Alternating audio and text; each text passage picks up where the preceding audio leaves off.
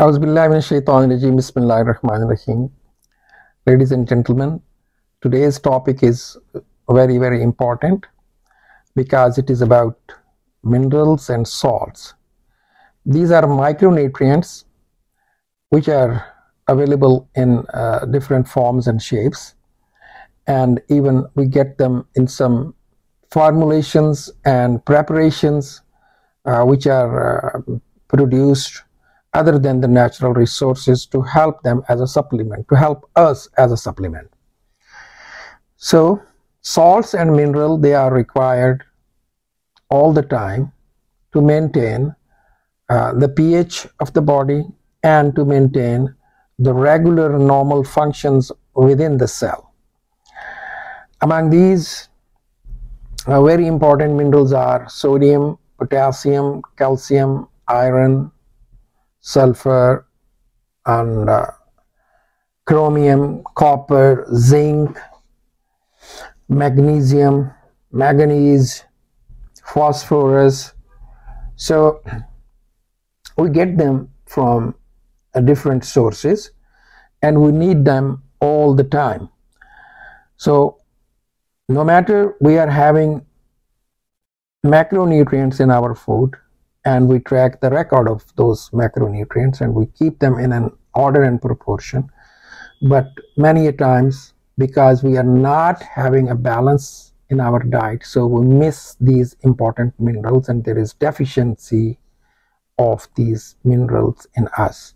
And when this deficiency is there, it comes with so many issues and problems for our health. So let's begin with the very common and very commonly used, very commonly needed, and most important is the table salt. So table salt is sodium chloride. It contains sodium, it is made up of sodium and chlorine. So if we are having table salt, we are having both these components for us. Now, sodium and potassium, these are two things which are very much necessary and which are very much required in different cellular functions to maintain the balance of electron pumps, and one is coming in, one is going out. Coming in and out of the sodium and potassium is a requirement in the process of energy production within the cell, and a balance of them is very much needed. If there is an imbalance, if there is more sodium, it will end up with the water and salt retention, or with the retention of water, and will gain weight, a water weight. If there is less potassium, there will be twitching of muscles and there will be problem in the muscle contraction, and it can even cause some serious cardiac issues. So these are called electrolytes, and a balance of electrolytes is very much required. So table salt, as the name says, it comes from the table. It is at our tables. It is used in all the foods, all the cooked substances, whatever we are cooking, we add a table salt. And the best source is pink salt or Himalayan salt. It is rock, and coming from the rocks of Himalaya back in Pakistan is where there are mountains and they have these pink Himalayan salts. And then this sodium chloride is also produced from the sea salt, and also there are foods and substances which contain sodium, among which there are spinach has sodium, cheese have sodium, egg whites, they have sodium, milk is sodium, salads, onions, plums, radish, and tomatoes, they all contain sodium, and butter, some butters, they are salted butter, so they contain sodium. Then the next important mineral which is very important for stabilizing the cell membrane and its functions is the calcium. And this mineral is available through milk and the dairy products, milk, yogurt, cheese, and also in a large amount it is available in leafy green vegetables for the people who are not consuming milk products or who are having allergies to the dairy products, or they are not good at their consumption for one or the other reason. So they should stick with leafy greens, and they should consume a lot of spinach, a lot of arugula, a lot of different salads, and a lot of green leaves.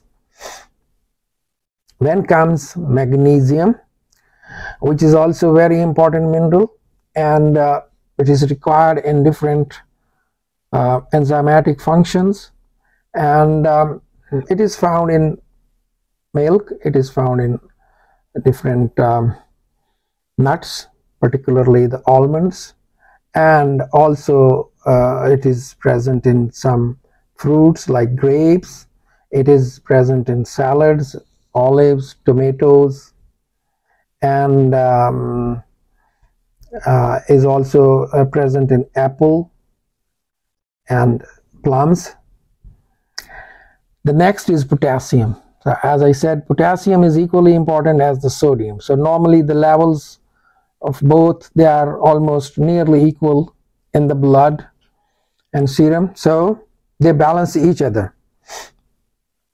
Potassium is very much necessary, and it is available in milk, yogurt, carrots, cucumber, pineapple, and radish. If we are having a good amount of potassium, it relaxes the blood vessels, and people suffering with high blood pressure will be having a great benefit if they consume a good amount of potassium. Similarly, the next important thing is carbon. Carbon is a structural element in all the compounds, carbohydrates, proteins, fats, they are all having carbon. So carbon as a metal is needed in our body for the construction of different enzymes and blocks and hormones and things. And the sources of carbon, they are grapes, dates, potatoes, figs, cauliflower, and mushrooms. So they contain carbon. Then iron. We need iron to make hemoglobin. Hemoglobin is a substance which is contained in our red cells, and this hemoglobin is used for the transportation of oxygen from lungs to different parts of the body. Rather, every part of the body, every cell of the body, oxygen is transported with this hemoglobin, and to construct hemoglobin we need a good amount of iron. So iron is it is found in the organ meats. Commonly people forget the organ meats, but it is resourceful. It has a high amount of iron in it. So don't forget to eat liver, kidneys, heart of animal, and you will get a lot of iron in it. Also, regular meat do have iron, but not as much as the organ meat.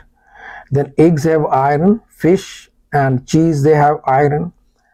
Among the fruits, dates have iron, apricots, they are full of iron, pineapple have iron, olives have iron, beetroots have iron, grapes have iron, and also wheat has iron.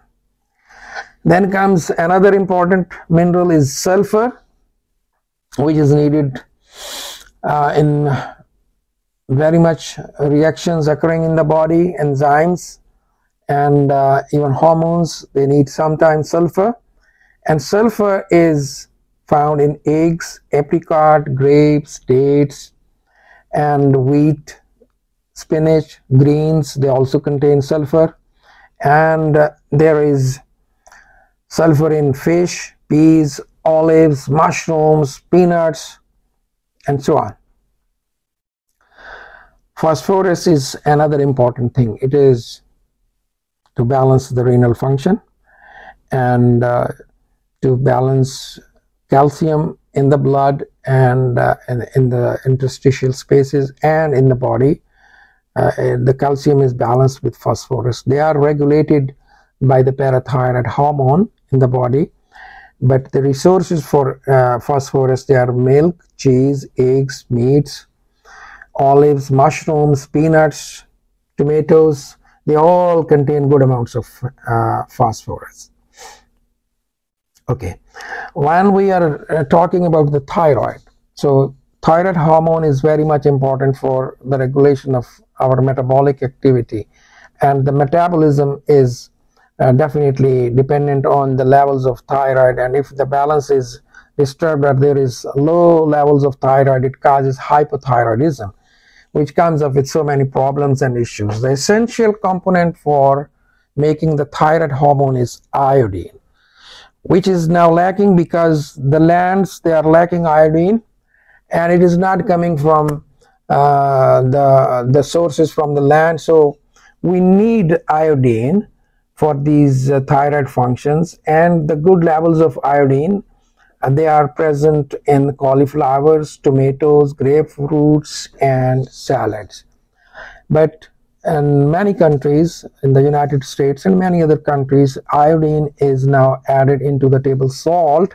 So the deficiency of iodine is not a common thing, but still iodine is a requirement. So I will suggest to have some Luglu's iodine preparations. A drop or two will be sufficient for a day, and if you get a little bottle of iodine, it will be helpful, and it is necessary to keep it at home to give all the kids and people at home.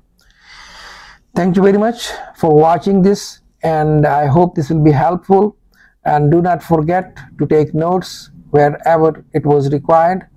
Share, subscribe, and tell other friends about the channels, and be with me on next videos. Thank you very much.